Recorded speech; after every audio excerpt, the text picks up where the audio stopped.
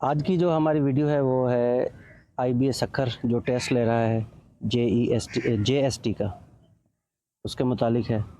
हम एक नई सीरीज़ शुरू करने जा रहे हैं जिसमें हम JST की तैयारी करेंगे।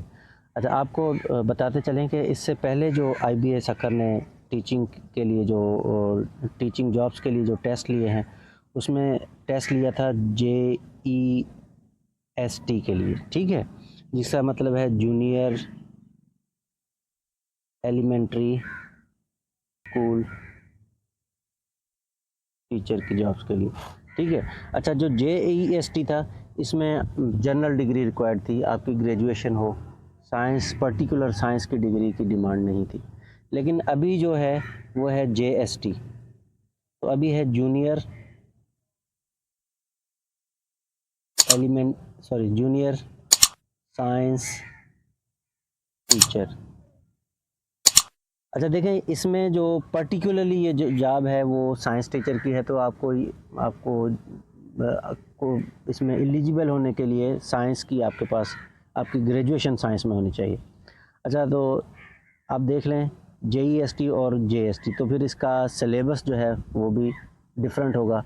इसमें जनरल डिग्री रिक्वायर्ड थी, तो सभी सेक्शंस में से आपका टेस्ट लिया गया था। लेकिन अभी जो JST है, इसमें पर्टिकुलरली साइंस को टारगेट किया जाएगा।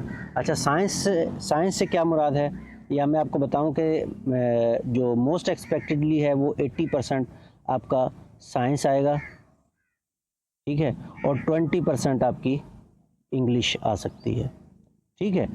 अच्छा, साइंस से क्या मुराद है? साइंस से मुराद है आपका जो हम जनरल साइंस पढ़ते हैं,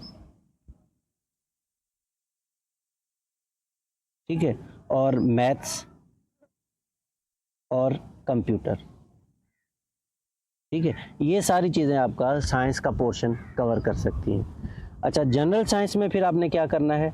जनरल साइंस में आपने 6 टू 8 ये जो भी साइंस की बुक्स हैं उनको कवर करना है। उसके बाद आपने 9th और मैट्रिक के जो भी सब्जेक्ट हैं, जिसमें केमिस्ट्री आ जाता है, ठीक है, फिज़िक्स और मैथ्स,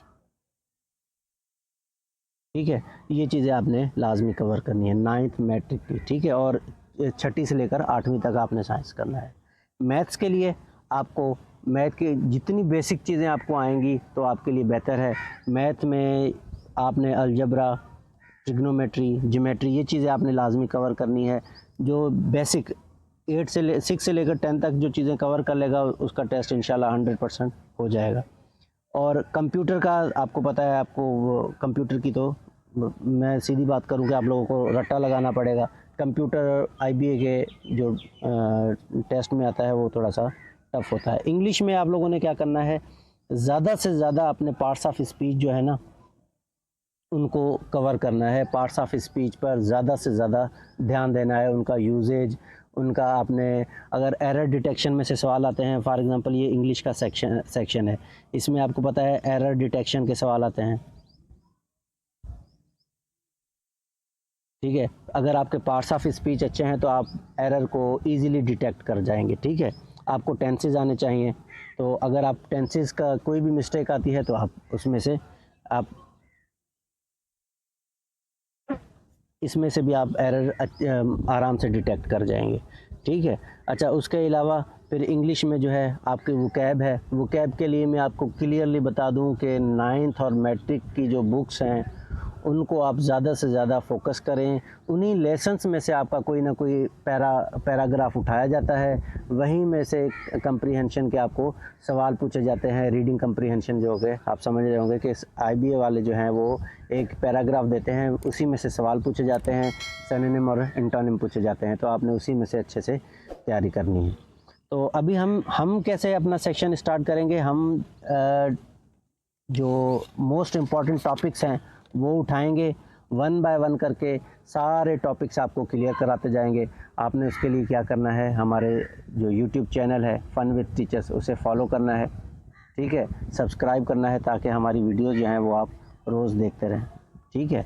तो आज का जो हमारा टॉपिक है, आज हम अपना टॉपिक कोशिश करेंगे कवर करेंगे मिरर में से। आपको पता है सवाल आते हैं कि मिरर क्या है, 10th फिज़िक्स का ये एक टॉपिक है, तो आपने मिरर के बारे में हम आपको पढ़ाएंगे कि मिरर क्या होता है, ठीक है, इसके टाइप्स आपको बताएंगे, ठीक है, इसके यूजेजेस बताएंगे, इसके यूजेजेस, ठीक है, इसके यूज़ क्या होते हैं, और इम्पोर्टेंट